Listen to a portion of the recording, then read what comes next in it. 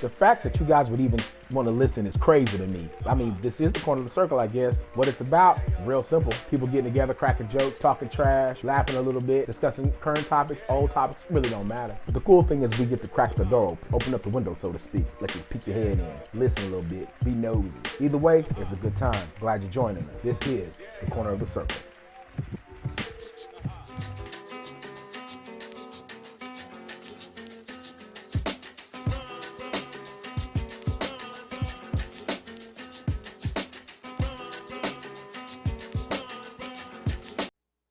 All right, boom, we're ready to roll. We are live and direct with the man, the myth, the legend, the man himself, Mr. Doctor, I should say, Chris Hunt. What's up, brother? Yeah. Mr. Whatever, it doesn't matter. Let me tell you something. If I was a doctor, I'd be like, listen, address me by my proper. So what's up, man? How you been? Good, man. Good, man. Good really good.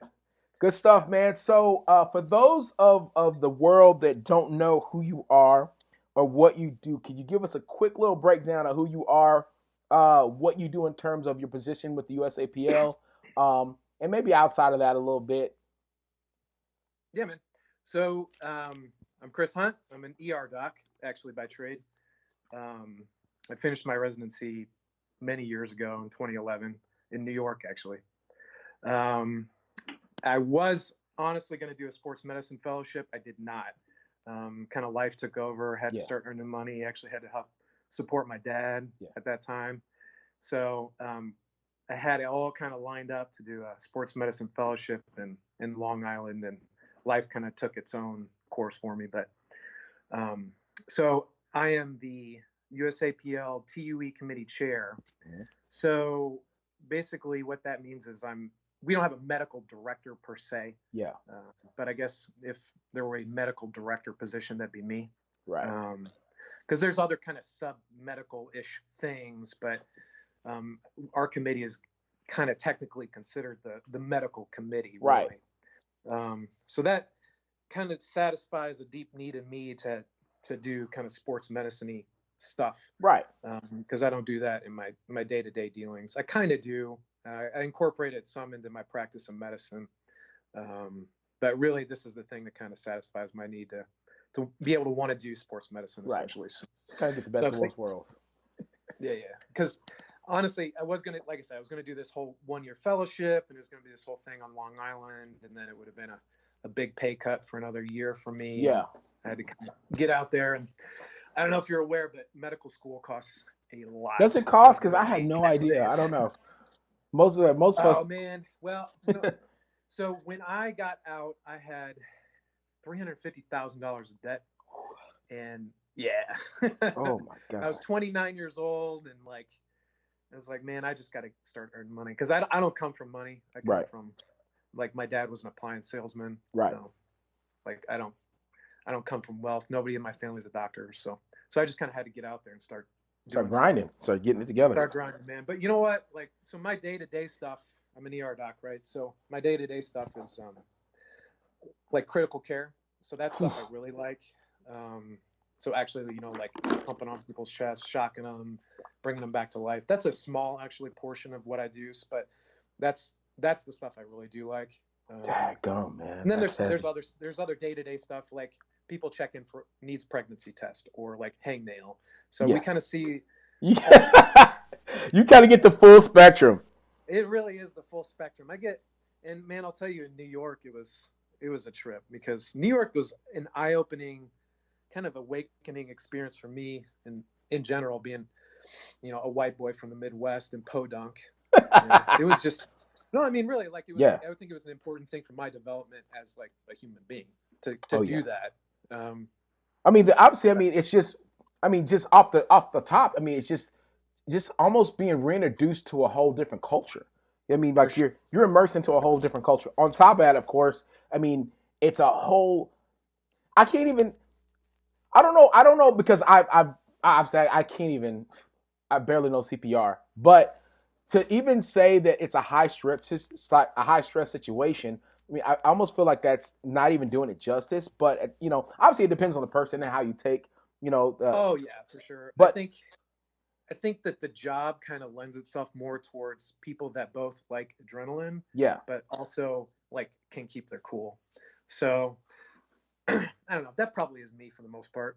So just a little bit. That's why I liked it. I mean, because I'm kind of an adrenaline junkie. I mean, like you and I are both powerlifters, right? Yeah. So we kind of feed off adrenaline. You've got to, man. You have to. I mean, because it's like you get out on the platform, you get that feeling of that rush of like, oh man, I'm finally here. I've been training for so many months. I'm telling you, there's a lot of people looking at me, and oh man, I can't mess up. There's no messing up. I can't mess up. Yeah.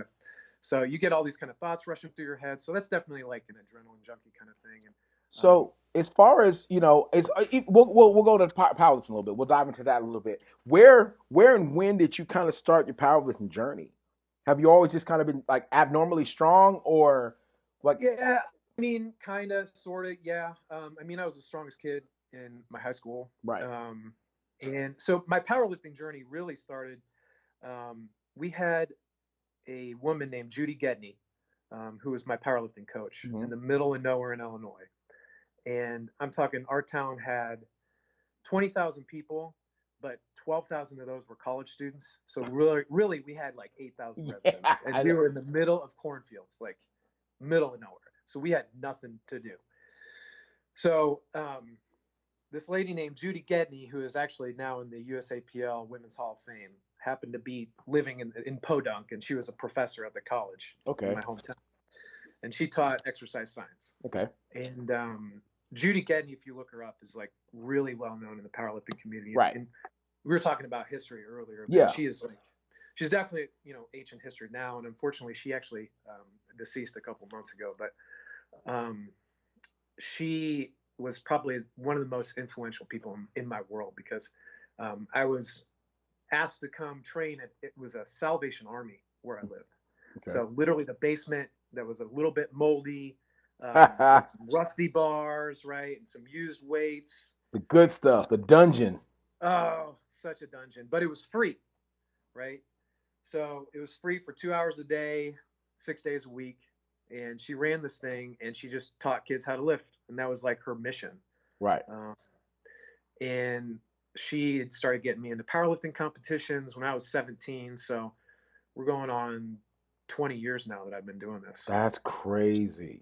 Yeah, I'm definitely ancient history at this point. You know what? It's so crazy. Like,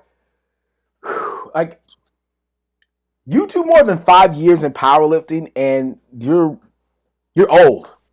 Straight up. Oh. It's crazy because I started kind of doing like just research on other strength sports.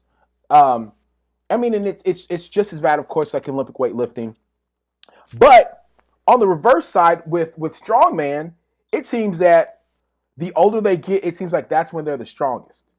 And like it's one of those things where I'm like, wait, so you're meaning to tell me you've got these guys, like, once they get past that 34, 35 mark, they start moving insane weight, absolutely insane weight. And of course, it kind of reminds me of a couple like the old schoolers. I always just call them old schoolers. Like, you know what? If you just put on 2.5 kilo on your total once a year, every year for 10 years, that's 25 kilo that you just put on your total.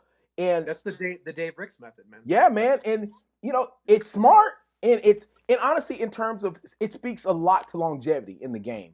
You have a lot of people that just want to just boom, let's go. Let me try to add 20, 30 kilo to my total, and that's awesome. But I think a lot of times you get spoiled with those newbie gains, like they call them, and you expect that slows down. Those noob gains go away. They go away. They're supposed to go away. It's for one to expect, and I don't necessarily have beef with coaches, but I have beef with lifters that expect that to be the norm every single year. There's some years there's literally been years in my my 7-year career. There's been years that I'm like, wait a minute, how am I losing in my total? How's my total going down? And then year 4, year 5 had nothing. Year 6, it shoots up. I'm like, what's going on? And a lot of times it's just the stimulus that that one is presented, whatever it may be. But the one thing a lot of times it's life. Yeah. Whatever you got going on in your world. And I honestly, I mean, that's spot on. I honestly never really paid attention to it until I started taking a journal of kind of what's going on. So I was taking a journal opposite training to kind of see like, hey, what's going on, whatever. And I started noticing like, dude, I'm not sleeping the way I need to be sleeping, or I'm not eating the way I need to eat. Yeah. And of course, it's a huge one for natural athletes, man. Oh man. Huge. And again, it honestly took me getting into year 5 and 6 to realize like, hey man, it's the little things that I'm not doing that are affecting the big things that I'm trying to do. So it's just weird when it's like 20 years in the game. I don't think people understand 20 years in powerlifting would honestly be like 30, 35 years in any other sport, because we don't necessarily have an off season. We don't. We go and we go and we go and we go, because you can't stray away too far, and you can't take too much of a break, because you are going to lose a little bit. And it's not necessarily, you might not physically lose the strength in terms of the actual poundage or kilo, but that groove, that feel of having the bar on your back, of wedging for that deadlift, like if you don't use it, you definitely lose it. Oh, for sure. And for us, we're so mental with it, which is, I don't know, it's going to bring me to my next one. I love talking about this, because like honestly, I still brag on you to this day. 3 and 4 years ago, the only guy that I knew that could squat over 650 was you. That was it. You're the only 93 that could squat over 650. And they could do it like pretty much on call. I can remember looking at the roster. I'm like, well, okay, I know that I'm going to start at least 60 pounds behind KRIS after we're done with squats. Okay, so I'm really gonna have to work on this bench to try to get back up in the game. Right, you always smoke me in bench though, but yeah. Like, so I mean, has a squat just always just been like? It's always been my thing. It's always been your thing. Yeah. I mean, but that was Judy's thing. That was the thing that she really pushed, and the thing, the thing that I've really screwed up since I stopped connecting with her, and since she got sick in the last several years, because she developed Parkinson's and then dementia and stuff. Is she would always hammer. I mean, she would always hammer me and like, lower KRIS. Oh man, you're not going low enough, KRIS. Every rep. I mean, it was just every rep. And it was like hammer that in. And so then, ever since like I kind of didn't connect with her as often in the last several years, what's happened? My squats are high. So that's so that's kind of like the benefit of having like a good coach from the get go. They hammer it, they hammer it to you, because I would send her videos and stuff, and she'd be like, "Nope, that's high. Nope, that's high." And, even when I wasn't at home, it's always that person that it's something about that person that just gets you, that knows you. Maybe they helped you start, whatever it is. But when they say lower, they're never gonna lie to you. They're never gonna tell you something that you want to hear, but rather something that you need to hear. And when you hear lower from them, because I've been there too many times. Lower. Like you're like, all right, well, you know what? Maybe I just need to just start burying it. And that's kind of where I'm at now. Like one of my first mentors was like, man, you're never gonna pass a squat if it's that high. I'm like, it feels like it's so low. Well, feel and look are two different things, brother. So you're gonna have to get lower. I'm like, what? Yep. Lower? So I just started burying them over and over and over. You do bury them now. I try to. It's crazy, because I can tell you it was like 2014 in when we were at Nationals in Denver, when we were in Colorado doing Nationals there. I didn't have a coach, and so I was kind of handling myself a little bit. And I remember Jeremy Hartman came up to me and goes, "Hey man, there's no reason why." 'Cause he saw me in the back, and I was kind of hitting depth, but I mean I was just doing just enough to to not hurt myself, because I thought the lower I go, I'm gonna hurt my knees completely. I was under the pressure, like I'm gonna. That's such a myth. I know, but I'm just saying though. I'm a product of what I knew, so I was like, all right, well. So I was like, I'm gonna hurt my knees, but here's the thing: it hurt more to try to cut it. I'm fighting that in the medical community, man. That's a myth that's been all pervasive throughout humanity. That squats are bad for your knees, man. Like I was just like, all right, well, okay. He's like, man, listen. All I want you to do, I remember it like it's yesterday, like he's in my ear right now. He's like, the only way that you're gonna have a chance to win this thing is you got to squat at least 600 pounds. Because I remember I was having to go against Lane, I was like, all right. He's like, you already know what we're Yeah, already. because he had a monster squat. He out edged me. Yeah, and I remember because I was like, I knew for a fact, I was like, well, I know that I'm gonna be at least 50 pounds behind. I always counted that I was gonna be at least 50 pounds behind you with squat. And I was like, because at that time I had never even touched anything around 6, not even in the gym. And he's like, if you want a chance to win this thing, he's like, you're going to have to squat at least 600 pounds. I was like, what? First of all, you're crazy. I have a great bench. I'll just stick in it with bench. He's like, I'm telling you right now, you will not have a chance to win this thing unless you go over 6. I'm like, well, dude, I've never even done this in training. What are you talking about? And I remember you went up, freaking blew up some 600 ungodly. I'm like, what is this dude doing? Okay, I'm cool with that. And then Lane, I remember Lane goes up, and because I think your second attempt was like 6 something. Yeah, he hit 10 pounds more than me or something like that. Yeah, and then Lane, I think he went like something 6s. I'm like, oh crap, I am gonna have to go over 6. I have to. And my goal at the time was like, I just want to get 5. I knew it was like 570 something, 580 something. And so I was like, all right, I think I could do like a high 70s, maybe low 80s, 580 something. I think I can do that. And so I get ready to go out, and he was like, yeah, we're gonna go 60. I think it was like 606. I'm like, what? All right. I think, I don't know, whatever. It all looks the same to me. I remember walking out there. He's like, you got to go all the way down. He goes, if you just go as fast as you can down. I was like, oh, okay. And I just remember I dropped down to the bottom. And it just popped up. I stood up with it, and I almost racked it to start yelling and going crazy. But I just remember somebody yelling, hold. So I just like held it for a minute, and then I heard the rack call, so I racked it. And I remember I walked to the back. I immediately started crying. I was like, that was 600 pounds. I never thought I could do that. But I also knew that I had to go all the way down. So I was like, well, there's something to going all the way down. I'm going to just keep doing that. And from that point on, that was always my thing. I was like, I'm never going to be that guy that gets called for depth ever again, number one. Number two, I'm never going to cut my squat. I'm just going to go. You know what I mean? And if I can't come out of the bottom, it is what it is. Coincidentally, I get home, I start training that way. KRIS, the craziest thing, my knees that used to be so sore, they stop being sore. Right?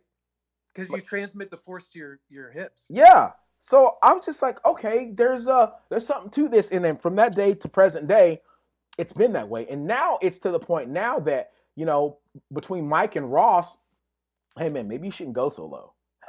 You might want to, you don't have to go, because the heavier it gets, so what's the right answer, right? Yeah, well, the thing is now it's like the heavier it gets, I just don't want to leave any doubt.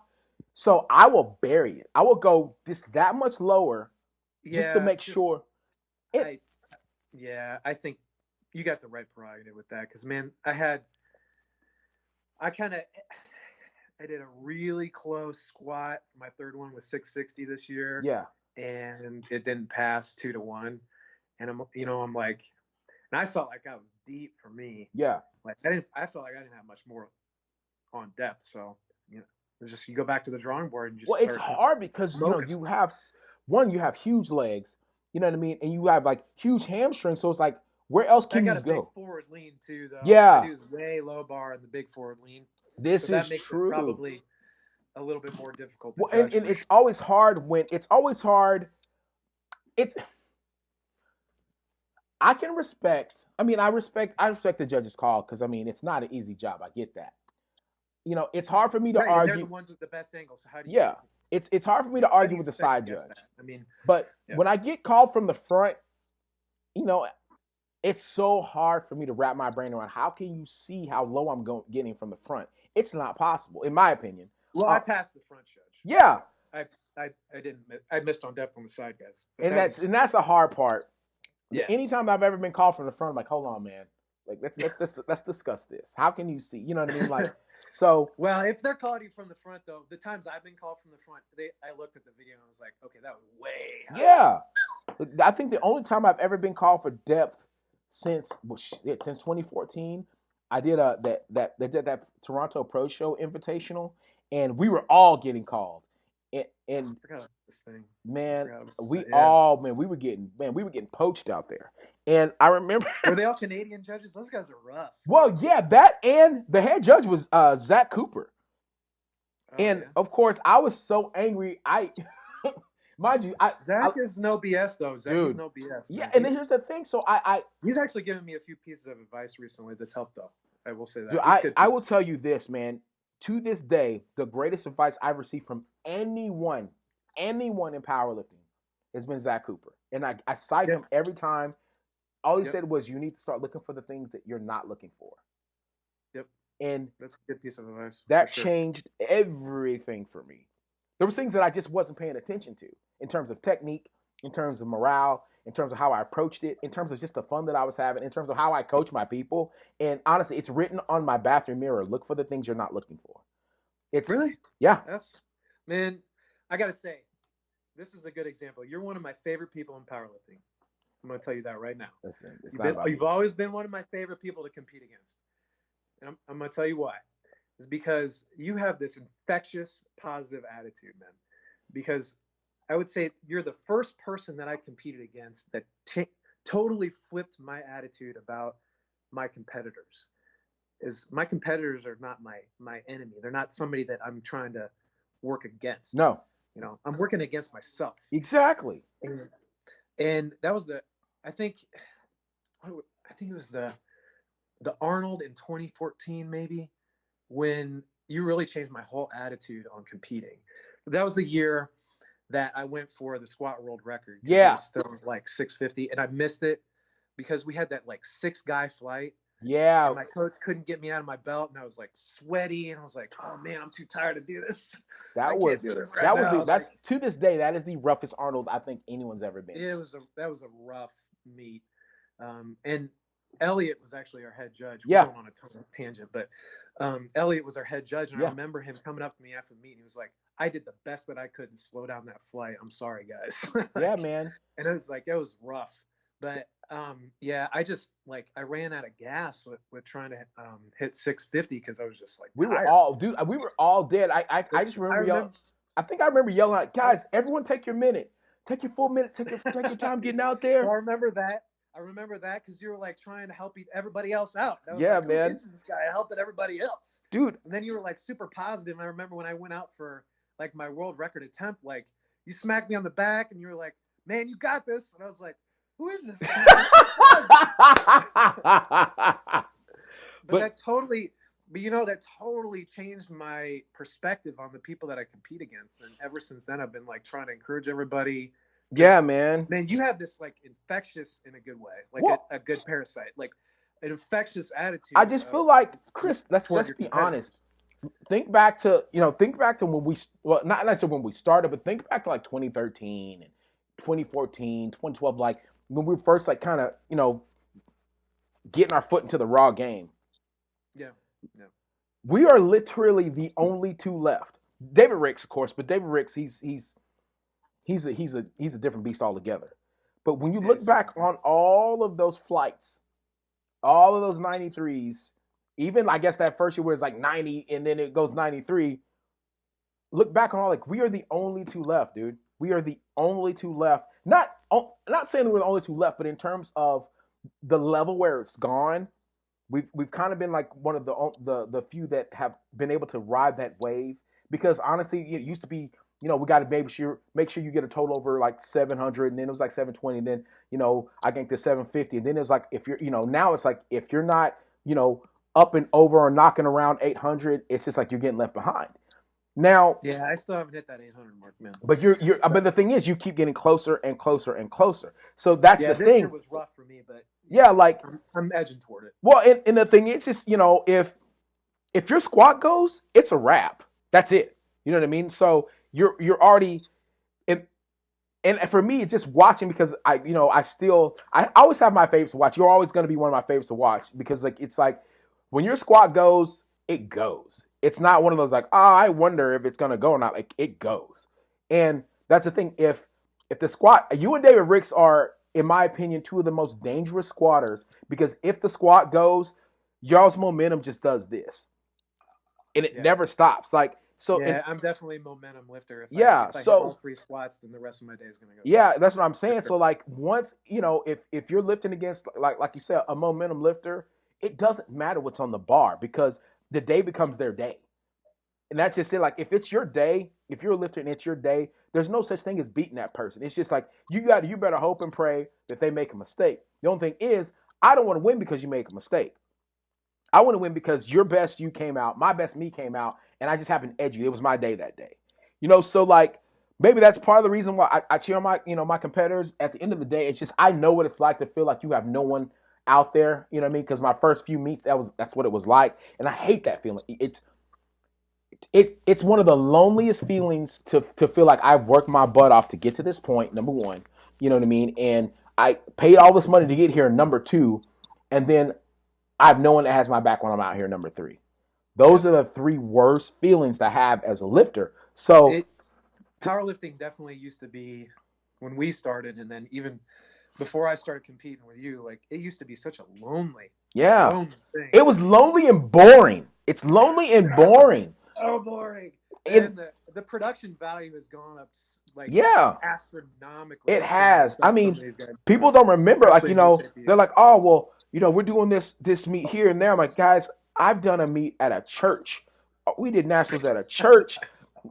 I've done a meet in, oh man, the places I've done a meet in. You know what I mean? So the middle of a YMCA basketball court. Yeah, man. Like small town Indiana. Yeah, so I'm like, even I remember, we did a regional at a high school. I'm like, man, I would never do that anymore. It's just, but you didn't know. You just took what you had and you rolled with it. And so it's, and the thing is, it doesn't matter. I actually was talking to Pete about this. Pete from SBD. I was actually talking with him about this actually yesterday.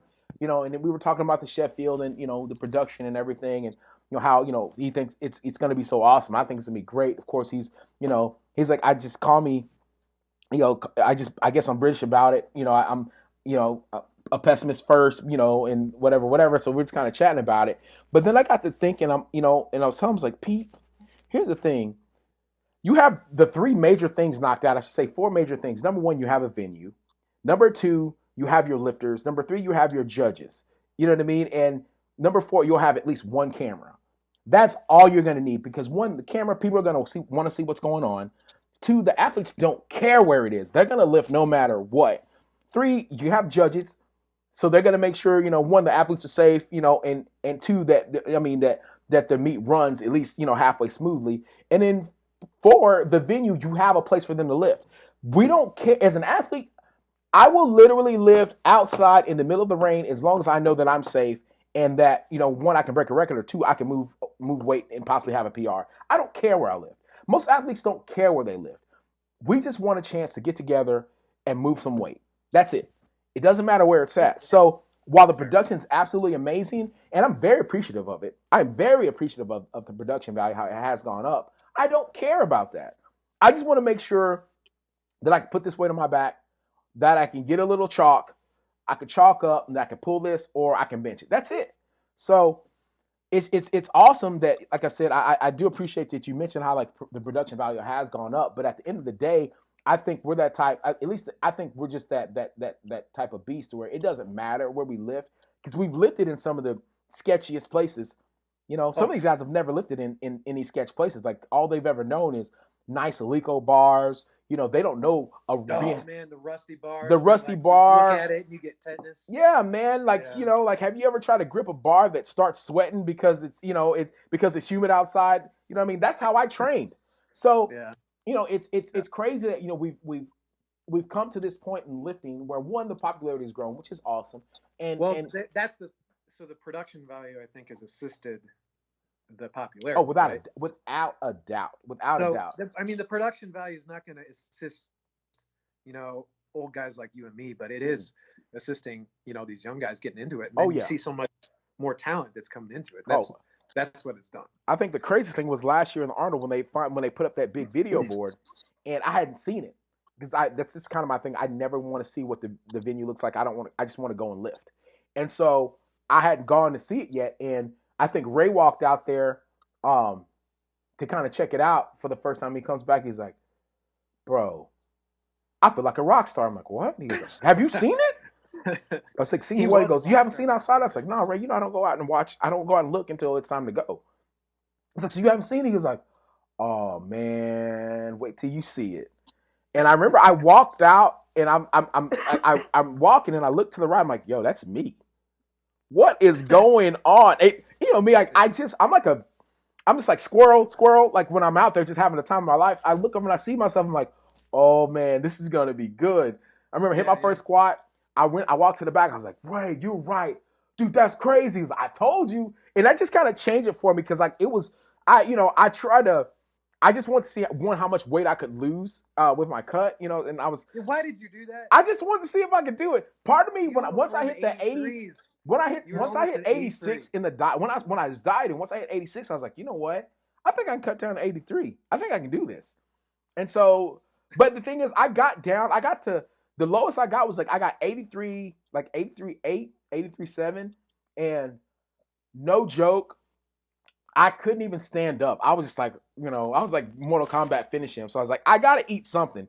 So I got up like to 84, like 84 even. I'm like, all right, this will carry me over at least to weigh-ins. Well, I got to weigh-ins, no joke. I'm sitting there kind of swaying back and forth, and Ray's like, hey man, I'm not gonna let you leave this room until you drink something. I'm like, for real? And Jen Thompson's like, you need to drink something, sweetie. I'm like, okay, fine. So I drank a little bit, and I remember I got on the scale, and Bill Helmick looked at the scale and looked at me. He's like, get off. Let's do it again.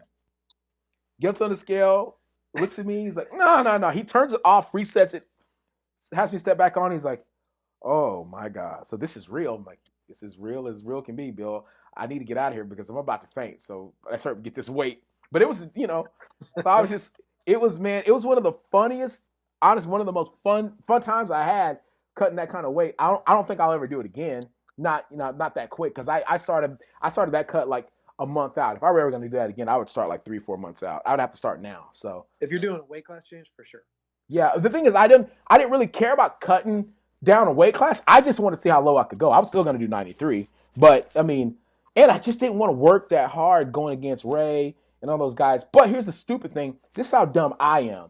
This is how dumb your friend LS is. At no point did I pay attention to the fact that it was IPF points and not Wilks. The whole time I thought I was having to lose weight for Wilks. And you got to be a Wilks monster to go against Ray. And I get there, and I'm like, wait, what? It's IPF points? Oh, man. Yeah, so you got more of an advantage as a 93 almost with the IPF points. Oh, yeah, I definitely have more of an advantage. So, I don't know, man. That's something I kind of want to touch on, too. I actually have it written right here. So, like, in terms of, like, the IPF points versus Wilks points, I mean, do you like the points better, IPF points better than Wilks? I mean, at least for us, it's. Yeah, for us, it's good. I mean, so I've talked to Joe because Joe Marksteiner helped me with the data for the transgender stuff that we looked at too, right? So, and we used the data set for that he used to get the IPF points to look at the transgender kind of comparison data. Right. Anyway, so if you're talking about Wilks versus IPF, so if you talk to Wilks himself about that, I haven't personally, but several people have, and he's said multiple times, like, that coefficient is outdated. Yeah. It's needed to be updated for a while.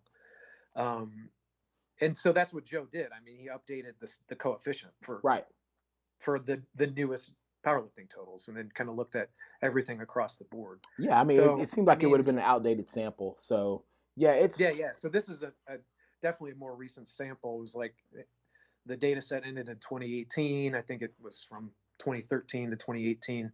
Oh yeah, so that's a nice data sample. I mean, and don't get me wrong, like Wilks, the Wilks formula, it definitely has served its purpose. I mean, and you're not going to find a formula that you're never going to find a perfect formula. That's one thing. I mean, I think as a lifter, you just have to accept the fact, like, you know what, there's never really going to be a perfect formula, because I mean, it's just there's not because the populations are going to change over time constantly, right? So I mean, there's going to be some years where the 83s are the best. I mean, that was probably this year. And maybe the data would be a little bit different if we looked at the stuff from this year because of how good the 83s were. Yeah. So, I mean, it's hard to say. It's going to be continuous flux. So I think that the thing So I like the IPF points because they're more recent, right? Right. And I think that that's going to need to be updated again. Oh yeah. And I think that honestly that we need to look at how often does that need to be updated, and we need to you make know, a decision as far as that. You know, I mean, I honestly, I mean, would it be something, you know, possibly that, you know, you update every 2 years, or that's a lot. I wasn't involved with doing the work, but man, Joe did a lot of work. That's what I'm saying. So would that be every like 2 years would be every 4 years, maybe? I mean, I mean, I feel five, like maybe, I don't know. every 4 years in terms of, I mean, 5 years, I guess would almost kind of always be kind of almost a starting. You need a big data set though too, right? Yeah. So you need to be able to capture a lot of data. A lot of data. 5 years. Because you had tens of thousands of lifters. Yeah. So data set. It was a lot of data. I mean, but then do you just add, you know, do you completely reset the data, or do you add the data to the data that it's already there? Almost you update. You know what I'm saying? So while you still have the original sample sizes, you just add additional data to that. I think that I think you make new data. I think you make new data because if you're, so I'll use kind of a more extreme example. So like if you look at the data from people in the early 1900s, right? Right. So the average body weight was much less than it is now in the United States. I mean, that's a bunch of factors that go into that, right? We have more obesity now and this and that. Right. But for the most part, powerlifters are fit, especially people that are competing at the elite level. Right. But you know, people in particular in the U.S. like are, even if they're a fit powerlifter, they're going to be at a higher body weight than say somebody from the early 1900s. True. So who knows what's going to happen at the end of this century and what the data trends are going to be at this century. So I think you got to use a new data set every time. Yeah, that makes sense. Yeah, I agree. I didn't really think about it that way. I mean, just you almost have to. I mean, you almost would have to scrap the old data just to make sure that you get the most recent and current, current trends. Right. Yeah, I didn't really. That was the issue with the Wilkes. That's why, because even like I said, even Wilkes himself was like, this stuff's old, needs to be updated. So. Yeah, dang, that's crazy. So you kind of touch on the transgender just in terms like the data collection between the the IPF, I guess, conversion to IPF formula. Like I said, I mean, you can go as in depth with it as you want. You can be as vague with it as you want. At this point, it's such a, I can't even say a sensitive subject, but it's such a prevalent, I guess, subject right now, just amongst both both people There's that are. There's a lot of feelings and vitriol, and it's a lot of stuff on both sides of the argument. Right? Yeah, and so like where I don't even know where to start with this. Where do you? How about this? Where do you come in with this particular subject? So I come in because I'm the TUE committee chair. Right. All right. So this is kind of what I do for USAPL. This is mostly a volunteer position. Right. I get paid maybe a few $100 a year total from USAPL, and it's not even for this position. Right. Like, I'll get paid a few $100 a year for the hearings that I do for the doping panels. Right. And I don't even do all the doping panels. So, this is not, the TUE committee chair thing is not a paid position. I do this for free. Oh my goodness. But basically it's an email almost every single day looking at a medication that an athlete might be on, and the medication might be prohibited according to the WADA rules. Right. And so we got to look at whether or not this is allowable based on this person's medical condition and necessary, and can we allow it in our sport? Okay. All right. So the issue with trans athletes is twofold. So you have, with trans athletes, male to female athletes.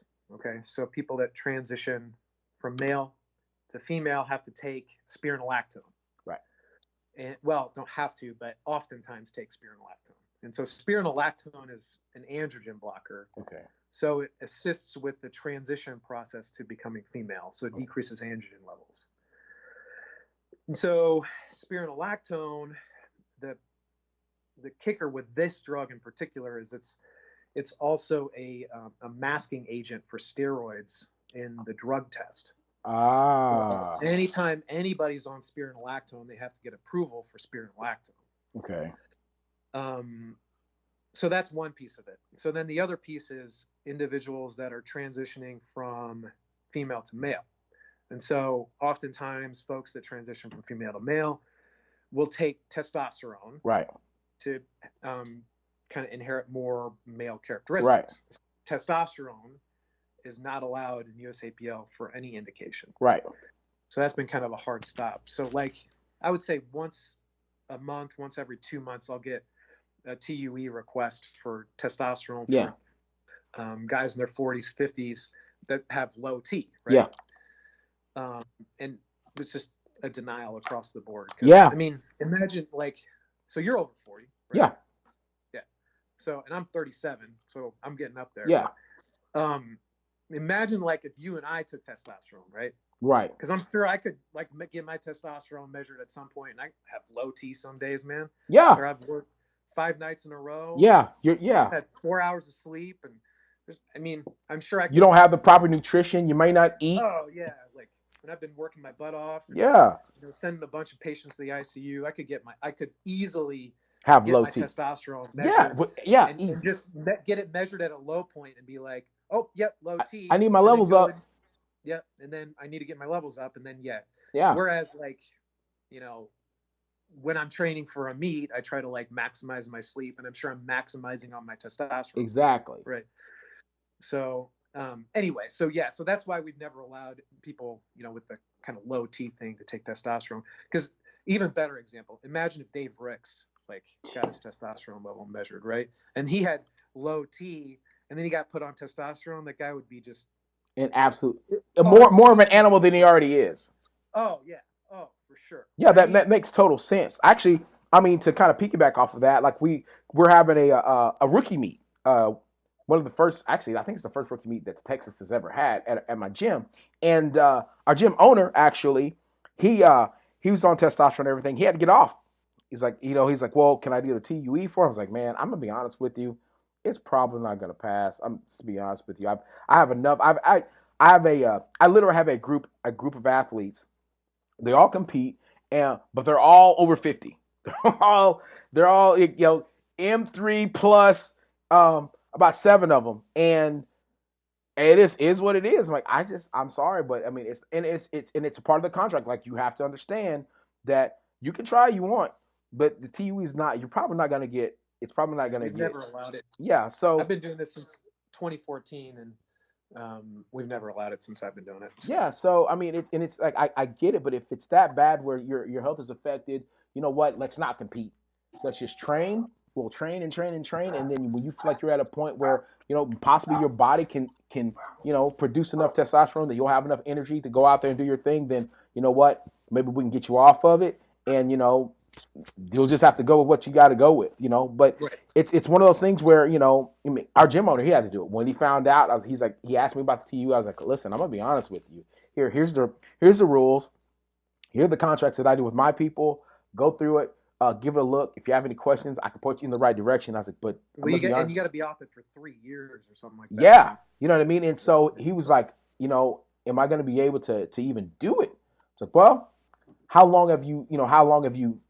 Next question, obviously, is like, how long have you been on it? Well, I'm scheduled to go in to get this going. I was like, so are you on it? Have you not been on it? Are you going to start? He goes, well, that's the thing. If I'm going to start, because I think he was doing the over the counter, and then. Like I don't think he was actually getting the injections or whatever. I was like, well, over the counter, man. Again, I don't know what to tell you because I've never been. Mm-hmm. You know what I mean? I say, yeah, because that. So my thing was, you don't even actually know what you're going. Exactly. Yeah. So I was like, well, here's your thing, and thank goodness. I mean, he's an optometrist, so he can afford it. I was like, here's your thing. This is what I would do if I were you. I would go and get tested. Just what? If you can afford to go get a water test, go ahead and go get it. Find somebody that can help you get it or whatever. I mean, he's got enough connections that, I mean, he can afford to get a water test. I was like, I would probably go get tested on that. And I would see, if the stuff that you, like the agents that you've been taking, if your test is going to come back dirty. And if it does, then I wouldn't even do this competition. That's like, I wouldn't even risk it. It's like, one, you don't want your stuff. Yeah. I mean, you don't want your reputation to be dirty. Then he's got to not compete for 3 years. Exactly. Right? So to which he did. Went, got tested, and I forget what was in it, but it was like pretty much after like it was like the equivalency of when it, I guess, metabolized whatever. It was like the equivalency of pretty much an Advil. I'm like, dude, you got taken is what you happened. Like you were That's taking the other side of it, right? Yeah, you were taking a $120 placebo.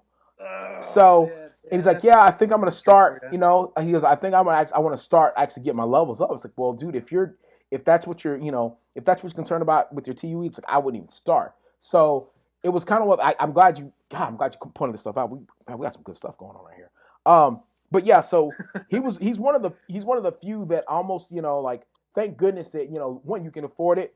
Um, number like, thank goodness, one, that you can afford it, and number two, that we caught it early enough, because like I said, if you're like you said, I should say, if you're on it, I mean, 3 years, buddy, that's it. It is what it is. I mean, Yeah, and I mean, if you're over 40, man, that's a lot of years, man. that's a lot of years. And this he's well over 50, so you got to understand, like, That's even at worse, that point, right? it becomes dog years. It becomes dog years. So Well, yeah, exactly. Because how many years do you have left on your life in exactly, general, right? it's not even about the platform at that point. It's actually about your actual mortality. So Yeah. so we're right now we're at testosterone in terms of one's conversion from female to male. So when, I guess, when it all, I can't even, it's not like it was one, it's hard to not necessarily make a big deal out of it, but it's one of those things where you don't want to make a big deal out of it. But it was, you don't want to make it an issue, but it's a moment in time,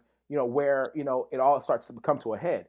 Yeah, like and this is a time in society where this is coming into a head, right? Yeah. Because I think that socio-political forces have kind of made it such that this is a big deal in our society right now. And so then then what happened to us is then the word discrimination gets used. And that's well, we were just talking about the African American History Museum, right? So, discrimination is a very bad word. Right. In human history, not just American history. And so, when that word gets thrown around, it's like, oh man, yeah. That's a whole, well, that's a whole can of worms on its own. Well, and then and then what's the difference between discrimination and oppression, right? Because technically, powerlifting discriminates based on weight class, right? Technically, powerlifting discriminates based on age group, right? So technically, powerlifting discriminates based on sex, right? We have that written in a rule book. And so, if we discriminate on sex, how do you make that fair? What is it? And then the questions have come up of, like, what does it mean to be male? What does it mean to be female? And those kind of questions are starting to come up too. So, and then there's been kind of this confusion of terms of the difference between sex and gender, because there's been a lot of social scientists that have been writing recently about how gender is a social construct and gender is a spectrum. Right. And I think that's probably a separate issue. I'm not going to necessarily touch on that, but I mean, there's certainly a lot of social scientists and other scientists that have kind of written out about that. But then biological sex, what does that mean? Yeah. Gender. And that's kind of how we've always defined it in our rule book, is that we have divisions based on sex, right? Not gender. And there's been an article that came out, and then a few more that have come out that have kind of said, well, there's intersex conditions that exist. So science doesn't really know what sex is. No, science knows with 99% certainty what sex is. True story. There's a few exceptions. Oh, without a doubt. But that's across the board, and just in anything, though. There's an outlier almost for any and everything. But then, but one runs into with biological sex, though, the amount we're talking about, the amount of exceptions is like, of any topic in medicine, the amount of exceptions for like intersex conditions is so small that it's, compared to any other issue in medicine, there's like an astronomically different scale we're talking about, because there's so many other exceptions to rules that I deal with every day with decision making in medicine. Oh yeah, without a doubt. the amount of certainty that's involved with biological sex is so high that the intersex conditions that are involved with that are kind of infinitesimally small. Oh, let's take ourselves a little bit of break. Why don't you get on up, stretch out a little bit. I don't know, just kind of relax a little bit before we start the second half of the Corner of the Circle. While you're waiting, we'll let you know that this has been brought to you by the one and only sponsor, McLean & Circle, for all your apparel needs. You already know what it is. McLean & Circle, Corner of the Circle, a lot of circles. Don't worry about it. Let's get back to it. So I think that the other thing that's been happening is people are starting to conflate intersex with transgender athletes and kind of merging those two considerations into one, and saying, well, these rules should apply for intersex conditions and transgender athletes the same. And really, like, each intersex condition has to be considered on a case-by-case basis. True story. Each one of them will affect your athleticism differently, right? Exactly. So there's so the Caster Semenya thing. Yeah. You heard about this, right? Yes. So nobody really knows like what intersex condition she has. Right. Okay. So it's speculated that she probably has an X. Again, this is between her and her doctor. Right. The reason that she's caught so much heat is because people are guessing that she might have an X and a Y chromosome. Right. She has this thing called androgen insensitivity syndrome. Yes. Have you heard of this? Yes. Yeah. So basically, like, has XY, but not all of her cells in her body respond to testosterone. Exactly. Or have a receptor for it. And then there's kind of gradations of that, because there's individuals with complete androgen insensitivity, which they don't respond to testosterone at all. So even though they have an X and a Y chromosome, like they're very much female looking. Exactly. They just don't have a uterus at all. Right. Because of how the development in utero kind of works. So Caster Semenya, she caught heat because, like, she might, and again, she might. It can only be guessed. She might be kind of like one of the gradations where she might partially respond to androgen. Right. So then that kind of becomes a confusing mess. And then what do you do with that? And then there's been like this whole court ruling in Sweden, and then there's been kind of counter rulings, and then they've had more hearings, and so it's been going back and forth kind of this whole year. Anyway, kind of went on that whole tangent because people are kind of conflating the issue of the Caster Semenya thing and intersex, right, and transgender, right? Because the intersex condition that matters the most is going to be people with an X and a Y chromosome that compete in the female category that have androgen sensitivity syndrome. Right. Like most other intersex conditions are not going to be a competitive advantage per se. Right.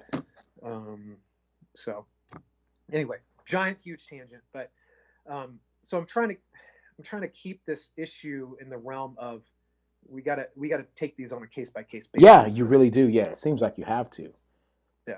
And I mean and it's hard because I mean there again, for me on the outside looking in, you know, there's things that I know, and there's things, I should say, a lot of things that I don't know. And I will never claim to know something about a subject that I don't know anything about. And while you can research it as much as you can, it's still that. I would at the very best be an armchair scientist. I would at the very Google best scientist. You know what I mean? Like at the very best, do, right? You know what I mean? Like I would be a keyboard scientist that just happened to be able to, you know, well, I don't even have access to the proper literature, the proper case studies to even make a proper, you know, opinion, or formulate a proper opinion about it. And I know that. So I leave it to people like yourself, you know what I mean, to not necessarily make the decision for me, but to present me with the facts that otherwise I wouldn't be able to get a hold of. There's only so much that one's allowed to research via Google. And that's the part that I don't think people understand. While you get a part of the answer, you don't get the full answer, nor do you even get close. If you're looking on Google, and even if you're looking on like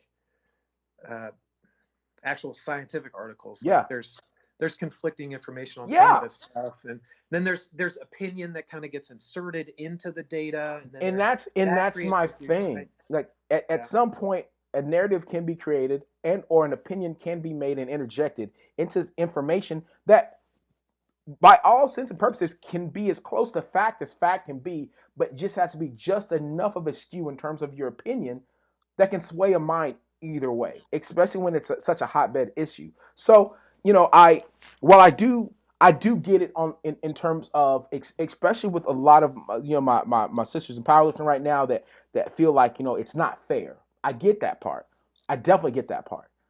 But at the same time, for the transgender athlete, I get where you want to feel included. You want to be a part of something, because that's the piece, yeah. And let's be honest, because at the end of the day, it's fun, and we're all trying to have fun. We all want to lift weights, but very, very, very seldom are you able to meld your passion, your hobby, and your life into the same thing. That's very seldom you're able to do that. Powerlifting is one of those sports where your passion and your everyday daily life and how much you love something and I guess your sport and your attitude, it can all be melded into one thing. And that part I get. I get that you want to be included. I get that you want to be a part of this, because honestly, if they were to tell me, LS, you know what, I get it, but you know what, I mean, the fact is, it's clearly stated in the rules that you can't wear Jordans when you go on the platform. And I know that sounds so weird and so dumb, but it's something. Jordans, man. I'm super passionate about it. But if they're like, hey, there's something that that is absolute part of you, that whatever, you can't be a part of it because of whatever. The rules have stated this since however long. You know what I mean? It's a Jordan-free federation. God, are you kidding me? Like, this is, but and the thing is, like, people can say whatever they want to say, but that's something near and dear to my heart. You know what I mean? And it is as dumb as it might sound, me saying Jordans, again, there's some people out there that really think like, you know what, man, there's these athletes, these transgender athletes, that's just stupid. They can just go somewhere else to do it. But they don't understand you're not in that person's shoes. Therefore, you don't understand how much it affects them. At the same time, I'm not in a female lifter's shoes. Therefore, I don't know how much it affects them. I do know that both sides. It affects both sides so much. And then we have, people like you that, I mean, I can't say that you're caught in the middle, but we have people like you that are really in the middle, that are trying to not necessarily just mediate it, but, for those of us armchair scientists that don't know what's going on, trying to break it down and make sense of it. Make sense of it for those of us that don't have the education nor the wherewithal to go and find the information to formulate the best opinion. And sometimes at first, I'm not gonna lie, buddy, because I know that I messaged you a lot, told you how proud of you I was and everything. I almost felt at one point that you almost got thrown to the wolves. I'm like, wait a minute, dude. Like, first of all, this is a good guy. Second of all, there's no malicious intent behind this. And third and most importantly, as far as I'm concerned, there's nothing that you're saying that is based off of your own personal opinion. It's all based on fact. These are all just scientific facts. These are just the facts that are laid out before you. And so for me, I feel like, listen, one, don't shoot the messenger. Two, don't attack my friend. You know what I mean? And it was one of those things where, like, wait a minute, I feel like KRIS is getting, and I remember like kind of telling my buddies, like, dude, I really feel like KRIS he's getting thrown to the wolves right now. And like, where's his backup? You know what I mean? Like, at some point, well, the thing is, I feel like a lot of times, because this is such a sensitive subject, and I am man enough to admit to you right now that I don't know that I would have the backbone to not necessarily tackle the issue, but to even stand in front of somebody and present these facts. Because I know how either one end is going to be happy and the other end is going to be hurt, or vice versa.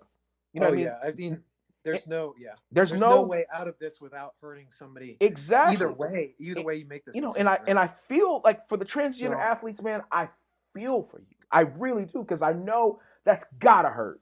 I know that's got hurt. Yeah, and even if you look at data on transgender individuals, right?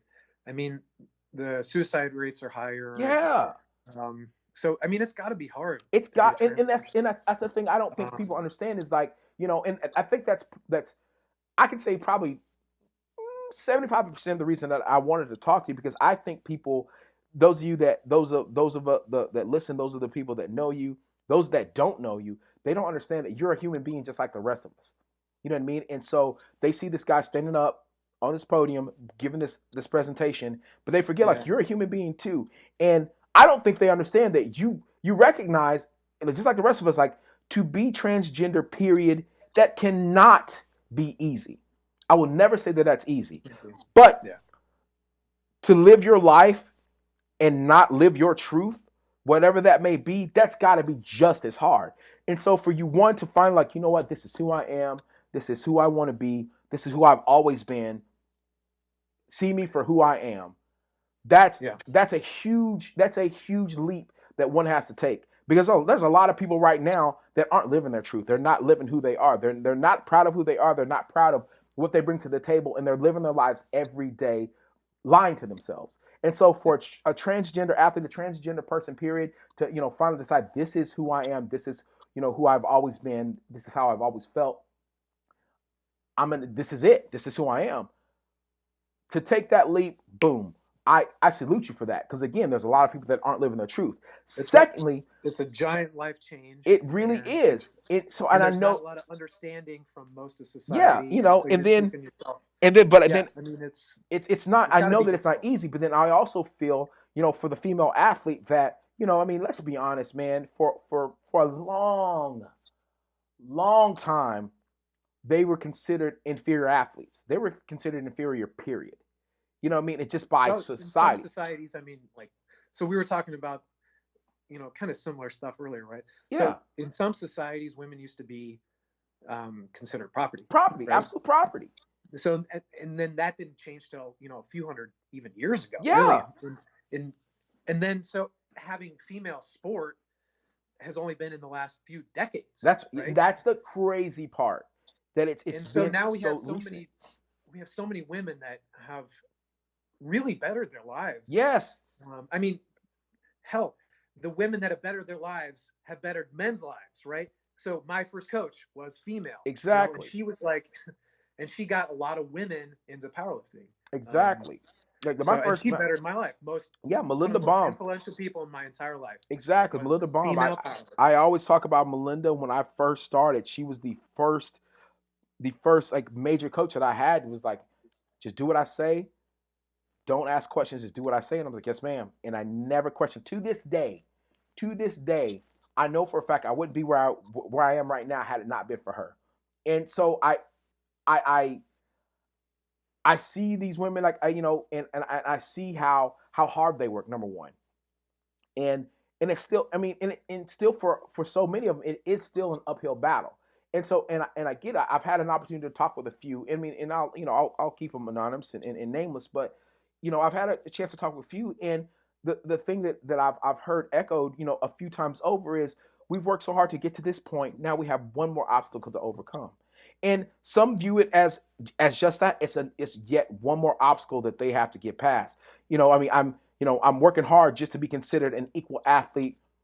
Now I have one more obstacle to overcome, and while the transgender athlete may not view themselves as an obstacle, some women feel like this is one more obstacle I have to overcome. And it just, man, it hurts. It sucks. It sucks for both sides, man, because you have two sets of human beings that just want to have a good time, that just want to compete, that just want to lift, that just want to have fun. And because lifting and training and this sport is so near and dear to so many people's hearts, it's a passionate issue that no matter what, regardless of the decision, someone is going to be hurt from it. And the way I am, I want everybody to have a good time. And this is one of those things where somebody's bound not to have a good time. And even if, and I almost feel like somebody's going to get hurt with the decision. Someone's going to get hurt with the decision. Go ahead. This is a good time to bring up a quote that was, so if you look up USAPL transgender, you can get to my whole talk from the National Governing Body meeting. Right. There's a quote in the comments section. I'm going to read you this verbatim. I don't know if you've read. I've read it, but that's also, yeah. Please read it, because I'll make sure I put a link for everyone else to read. I'm a trans woman. Haven't had testosterone for about 15 years. I'm easily the most powerful woman in my local gym after only 7 months of training. Anyone who says that there's no developmental change doesn't understand basic biology. It hurts like hell knowing that the best I could ever compete as is, quote, other category. But it would be absolutely ridiculous to try to compare as a woman. I think, I meant to say try to compete. Oh, I'm sorry. I can't read. That's my ADHD. But it would be absolutely ridiculous to try to compete as a woman when biologically I am not one. I wish I was. I've done my best to be one, but I can never fully match. That's how life works. If we were biologically the sex we wanted to be, there wouldn't be any dysphoria to begin with. Mm-hmm. I personally thank USA Powerlifting for putting this into pure hard science terms and not in any way making fun of or insulting trans people in the process. Let it be known that at least some of the trans people out there fully support this decision. So, I think there's an important voice of reason there. Yeah. Right? Because that's the thing, is at what point do you come to terms with the basic physiology that is the advantage that's been granted? Because this is, this whole decision that we made was not made in a vacuum, and it wasn't just my decision either, by the way. Right. It was made by not even just the medical community. Right. We had to push it up to the EC. Yeah, so it wasn't just a few people making this decision, right? So, at the end of the day, we're not making this decision to intentionally discriminate. We're making this decision because of fairness. Yeah. And then what does fairness look like? Because the other argument has been well, certain racial groups have certain strength advantages. Yeah. And so do you start making divisions based on race? And it's well, so that piece would be extremely difficult to look at because, well, for sure. But, if you look at kind of some of the numbers, it's well, first of all, we don't require you to put race on your entry form. Yeah. We do require you to put a sex on your entry form. Right. So we've already deemed that sex categories are acceptable, and we've already deemed that race categories are not something that we're requiring people to do because it just wouldn't. No. Right. So, but second of all, if, theoretically, if there were a race advantage, and if you look at some of the numbers, because I kind of teased through some of the data, is there an advantage, this and that? And, the interesting thing that pops up is certain races have advantages at lighter weight classes. Certain races have advantages at middle weight classes, heavy weight classes. And then so it kind of actually washes out. Yeah. Overall. Yeah, because it's not an across the board race domination or anything like that, And even say it out loud. That's the thing that, for me, a lot of times just saying something out loud, to even say, across the board. I'll use black people. Well, we'll say that, black people are stronger across the board. Okay, well, where's the facts behind that? But then we actually dig into the facts, actually, the data says something completely different. So, while there, there's been some studies on so different example on Kenyan runners, why are they so good? Exactly. Okay? Well, and then there's been some biopsies done on them, and they have higher lactate thresholds. Right. Oxygen carrying capacity is better, but then okay, but do you make a separate category in marathon running for Kenyans as opposed to everybody else? Because Kenyans clearly are dominating. Right. Well, what about Kenyans that are biracial? Yeah. Some of what if they what if they're have only a kid with somebody that's American or French or something? And then, they have a biracial kid. Well, then they're part Kenyan, and then what's their advantage there? And then how much percentage are they Kenyan? So it's a very slippery slope. But then again, it's great that you're saying it out loud, because to say it out loud, to put it to speech, to make it audible, it almost sounds ridiculous. It's he's part Kenyan. That's the same argument that people are using for the transgender debate, is the intersex conditions. Yeah. Because there's gradations there. But that's a different argument. Yeah. Because we're talking about something that has 99% certainty versus something that clearly can be gradated. Yeah. Right? This is very true. It's clearly been mixed over time. True story. Something like race has clearly been mixed over time. Right. There's still very much a large part to biological sex that's dichotomous. Mm-hmm. And so the very small exceptions of the intersex conditions, that they need to be still treated as kind of a separate issue. True story. So that's where we're coming from with that. Yeah, I mean, and honestly, in terms of just, and I think the best part is that you're trying to make it as black and white as possible, so people understand like there's no feeling behind it, and because it's such a, at least for me on the outside looking in, it just seems like there's so much emotion behind it because it's such an emotional just subject period that a lot of times when you just make it black and white, like, listen, this is what it is, this is what it's not, this is what allowed, this is what it's not. That's it, and it definitely sucks because regardless of the decision, like we said before, we said it 3 or 4 times, somebody's gonna get hurt from it. For sure. I've always been that type of person. I hurt for those that hurt, no matter what, and I feel like, at some point, there could be a solution at some point. I mean, but it just, in terms of USA powerlifting, I just don't know that there's ever going to be, any type of solution like, all right, well, we're just going to make a category. Well, that kind of goes against the rules that have been set. So it's like, all right, well, it is what it is, but. Well, yeah. And I mean, who's to say that might not occur? I mean, that's going to be a decision for the UC, is if we make a separate category, but we're definitely, the big piece of that is going to be actually not, if we make a separate category, it's not going to be folks that transition from male to female. The bigger piece would be the people that transition from female to male that have to be on testosterone, because that technically goes on against our mission statement of drug-free powerlifting. And so then do we allow exception for that and that alone? And that's going to have to be a decision. Again, that's going to be a decision higher than me, right? Yeah. It's beyond my then, and of course, then if that's the case, then those people that do take testosterone, would they like, well, then, clearly they're taking testosterone, so why wouldn't I be able to compete in that category?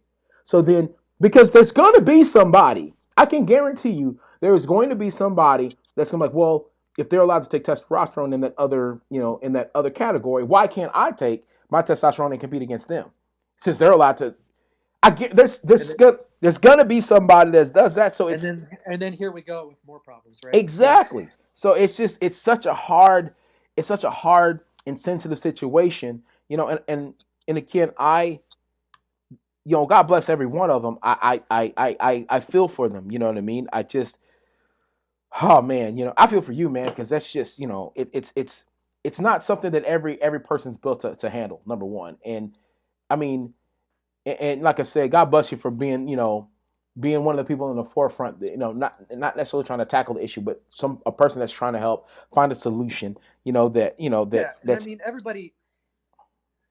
everybody has their skin in this game. Right? I mean, really, truly, everybody has a woman they love, right? Yeah. I mean, so I'm currently adopting a daughter myself. Who's actually a really good athlete. Yeah.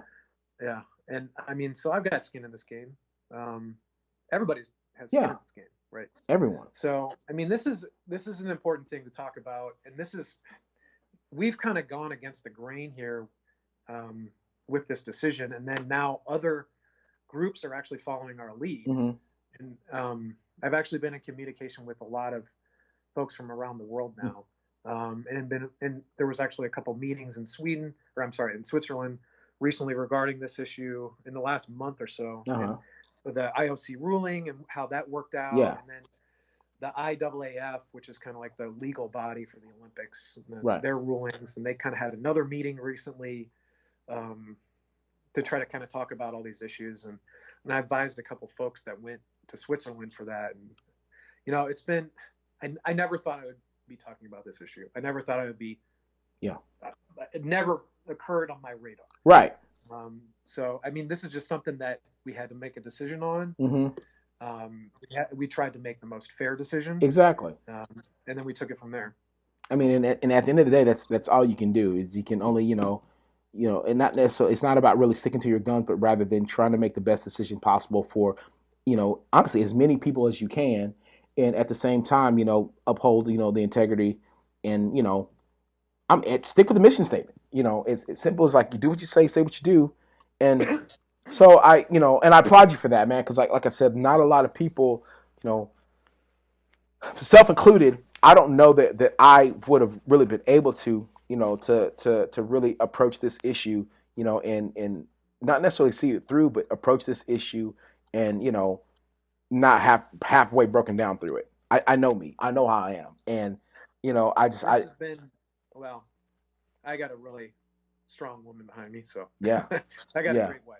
That's awesome, man. Yeah, I'm proud of. I'm honestly, I'm proud of you for it. It's like everybody needs support, right? Even trans athletes need support, like because this is hard for them. It's just it's got to be hard for them, man. And that's the thing. Like I don't think at least for the people that I've run into over the last few months, especially when it really started catching a lot of heat. That's the thing I don't think people understand, especially those that say they aren't members of the USAPL. Like, listen, man, we're not just walking around, just hating on, any and every trans athlete. I know this can't be easy. I have friends that are trans. I know that's not easy for them just in their everyday life. You know what I mean? And so patients with trans too. It's like it's not. It is clearly not easy to be. It's not easy. So for you to live that life, and it's not like I made this decision. This is who you are. It's not like, oh, I'm making this choice. This is who you are. And so I of all my trans buddies and sisters, that's the thing that I always hear is like, this is not like I'm making this choice. This is who I am. And so, it's for me, my thing is like, well, if that's the case, if this is who you are, then you will never hear me question any decision that you make. Because if this is who you are, then who am I to be like, well, you know what I mean? And you get a lot of that going on, and so if this is who you are and this is, the life that you live, then my job as your friend is to support you in any way that I can. And that's it. I just, and that's really all you can do. This is, with the lifting and the competition aspect of it all, it's just it just comes down to, making it black and white, scientific fact. That's it. It's not like we're discriminating against you. It's not like we want to keep you out, keep you down, anything like that. It's just that this is the decision that we're going with, and it hurts some, and if the decision were another way, it would hurt other people. It's such a man. It's hard. So it's a quandary with not a good right answer, right? Exactly. Or at least not a right answer that won't hurt somebody. Yeah. So and again, like I said, I applaud you for that to be on in the forefront and really trying to it's not not necessarily find an answer, but really help with the situation. I feel like and I think that's kind of really what it is, right? Because I don't think that there's going to be a great answer for everybody. No, but you're trying to you're trying to help as much as you can with a very, very sensitive situation. And and that's really all you can do. And it's one of those things where it's not like it's a plague that's going to go away. It's nothing of that nature. But it's going to be an ongoing situation that it's just going to take people that care. And and you're one of the few people with educational background and the scientific research and the ability to make sound decisions and to stick to your guns and at the same time care. Yeah. That's the biggest thing that I think people have to understand. And again, that's why I really wanted to have an opportunity to kind of have this dialogue with you, because I think people forget that you're not a robot. You actually care. You know what I mean? And that they're you deal with that's one of the reasons that I chose emergency medicine is I have to treat everybody regardless of their ability to pay, right? Regardless of any of the qualities about them, right? If they're trans, if they're not, regardless of their race, right? Regardless of if they're a homeless person on the street or they're on Wall Street. And that was actually the awesome part about New York, because I literally got a cross section of all of society. Yeah. And that's, like I said, that's why I chose emergency medicine, is because I wanted to be able to treat everybody, right? Be able to help everybody, kind of regardless, right? So I do care. I think that the essence of the question is not necessarily about so much caring, it's about fairness, right? Yes. Because if if we're talking about sport, then there's going to be divisions, and there's going to be winners, and there's going to be losers. True story. Right? Unless you want to get into a situation where there's not, and like it's just participation. But I mean, there's all this like kind of dogging on all these kids getting participation medals and not understanding. And like, because even if you do like, there's been some informal studies that have been done on the kids that get just participation trophies. Right. And a lot of times they're like just confused. They're like, I don't understand why I got this. This is weird. Yeah. Like who actually won? Because that's kind of part of human nature, is to be competitive. Exactly. Right. And winning is fun. Oh yeah. I mean, I bombed out at 2 meets this year. Like, that's not fun. Not Making fun. lift was not fun at all.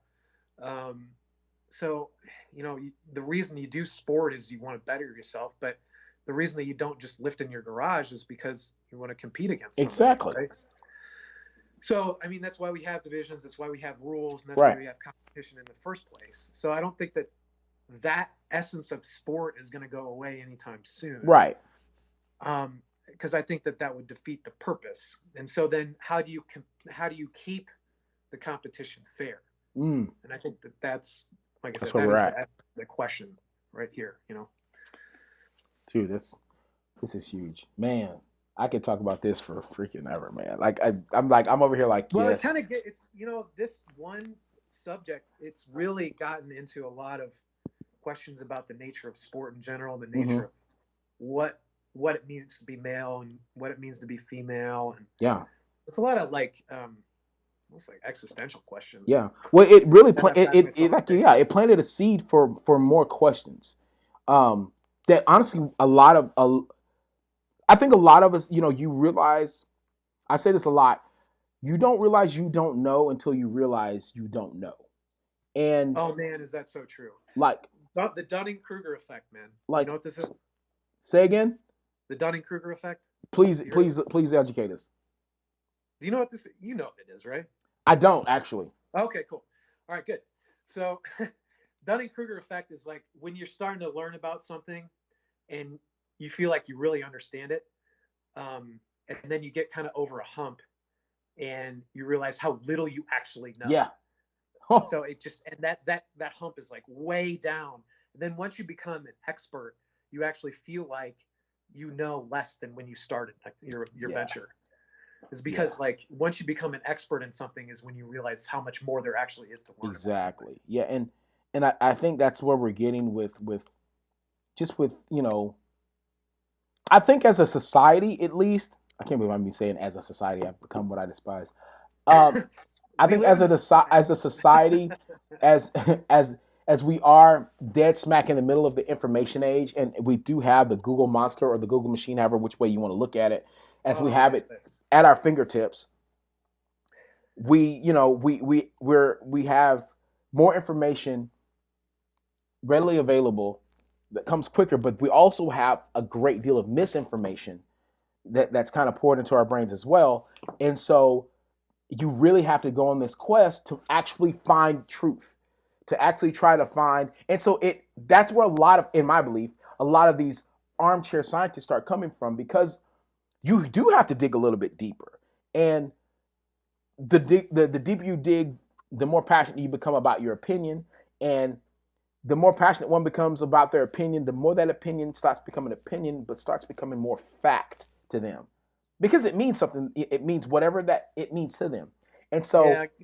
So one of my buddies, he has a quote that I'm going to butcher, but it's like, you can go onto Google and you can validate your opinion with any misinformation you'd like now. Without a doubt. Without a doubt. And honestly, you can cite sources that don't even exist, but by the end of your information journey, what that opinion, you can become a source that people cite. Exactly. And that's the thing. Like, we have so much information and or misinformation that can lead us any way we want. So you do have to dig, but when you do dig and you do happen to find that truth, you realize I actually do not know what I'm talking about.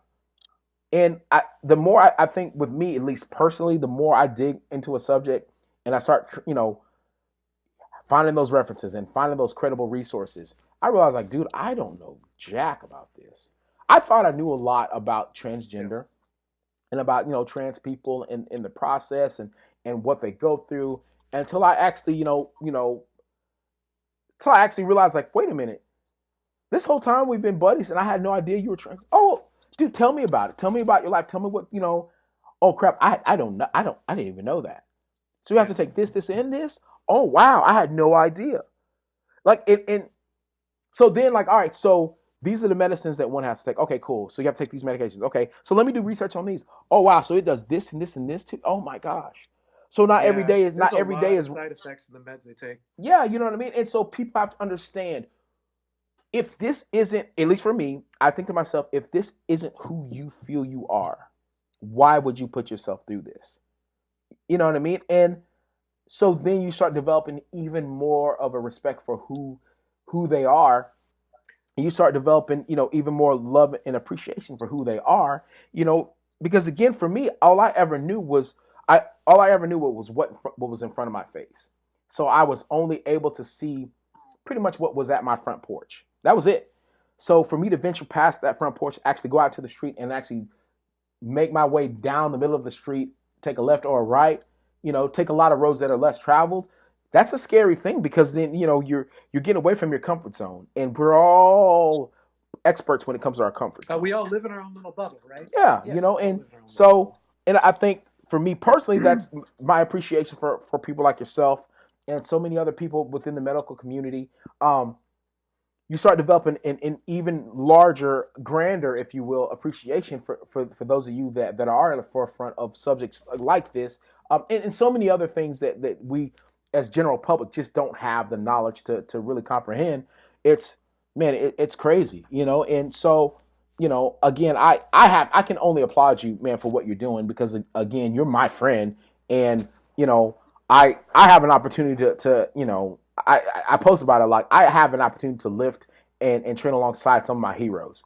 And, like I said, I think with you guys, with, yourself, with Lane, with a lot of you guys that actually have put in the time and put in the research and spent hours on hours on hours on hours on hours that we'll never know about, researching your specific subjects, and I can use you in particular. I mean, stuff that you're not even compensated for, to be honest, to make sure that you help other people. It's absolutely beyond me, man. And so I can only salute you and really tell you thank you, and just try to get your voice out there so people understand, like, hey man, this guy is not this robot that you think he is. He's an actual person, and many people don't know that, like, I like that term, have skin in this. The fact that, you do have a strong woman that backs you. The fact that you are, in the process of adopting a daughter. The fact that we all have a woman in our life that we love. That's huge. So for one to have to be a part of this whole process, and to be able to try to do it in the most rational manner possible, and not necessarily turn emotion off, but almost put your personal feelings to the side so that the best decision for the greater good is made. That's huge, man. Yeah, that's what it's about. And people, sure. At the end of the day, it's what it's about. And people have to understand that part, and so I'm sorry that I've taken up so much of your time. I thought it's only going to be an hour, but I knew as soon as you started talking about it, I'm like, dude, for me personally, I'm being educated, and for those that have an opportunity to listen to this, I feel like they're going to be educated on not just a few of the major points, the few X's and O's on it, but just also on people like yourself that are not having to make the decision, but people that have taken it upon themselves to really try to make this thing as fair to as many people as possible. And that's, at the end of the day, that's what it's about, and you guys actually care. I don't even know it's like I know I need to wrap this up, but I don't even know where to wrap it up from. Do I get to do my song? Of course you get to do your song. All right. What song do we have? No, I'm not going to tell you. Oh man. All right. Because you told me I get to do a song. Yeah, you get to do a song. Do I have to sing it or can I say it? You can sing it or say it. Either one. All right. Well, all right. So I'll give you this hint. You got to figure out the song before I get to the chorus. All right. But the hint is that the song is tricky. Okay. All right. Okay. We're no strangers to love. You know the rules, never so gonna give you up. What's Rick Astley? Yes, a full commit. What's the song though? Full commit. Never gonna give you up. I'm thinking of. Yep. Never gonna give you up. Never gonna let you down. Never gonna run around and desert you. Never gonna make you cry. Never gonna say goodbye. Never gonna tell a lie and hurt you. All right. So I got to tell you about this song. That's hilarious. As we're wrapping this up. All right. So I just got married on June 1. Okay. Right. And you know, congratulations. Thank you. You know what Rickrolling is, right? Yes. Okay. So for the people in the audience that are listening don't know what Rickrolling is. It's basically like an internet prank where, you know, you guide people to a link and then it pops up and it's never going to give you up. Right. So, and it's kind of actually old now, so I'm dating myself. But so for my wedding, you know, we did the daddy-daughter dance. My wife did that, and then I did a dance with my mom, and so then I did a dance with Amelia, who's my stepdaughter that I'm currently adopting, right?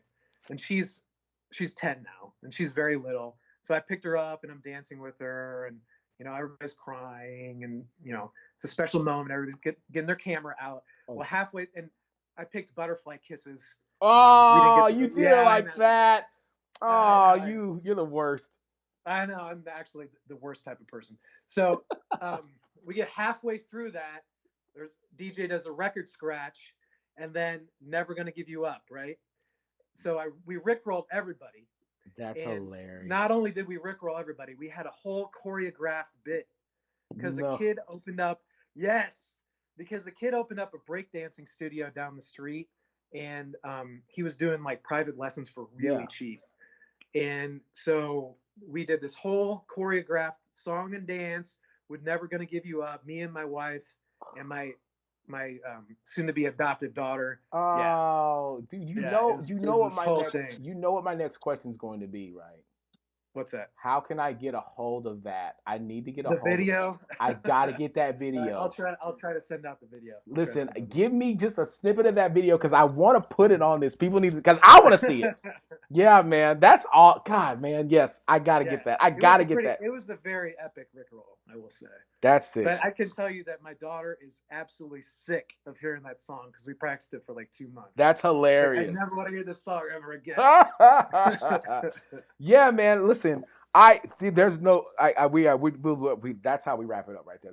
That's a beautiful moment. My friend, where can you be reached? Social media wise?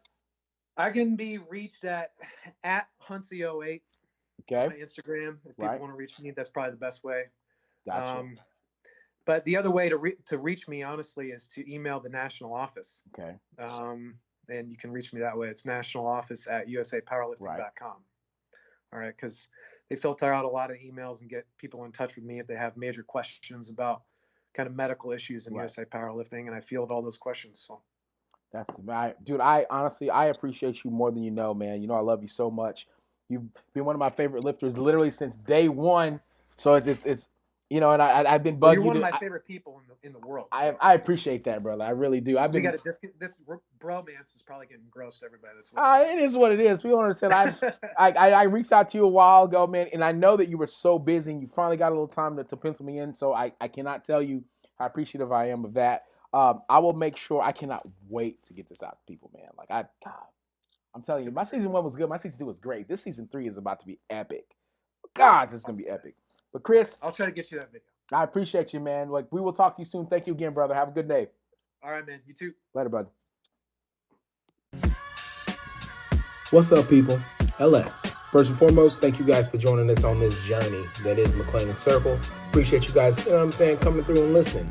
Now, got some important news for you. All your apparel, like this right here, can be found at McLean and Circle. Simple. Go to lsmclean.com, hit that shop button. That's where we're at. Thank you guys very, very, very much. Also, coaching by yours truly can be found at lsmcclain.com. Thank you very, very, very, very, very much. And finally, want to know what goes on in my life? Whatever. You probably don't, but it is what it is. Guess what? lsmcclain.com. Thank you very, very, very, very much.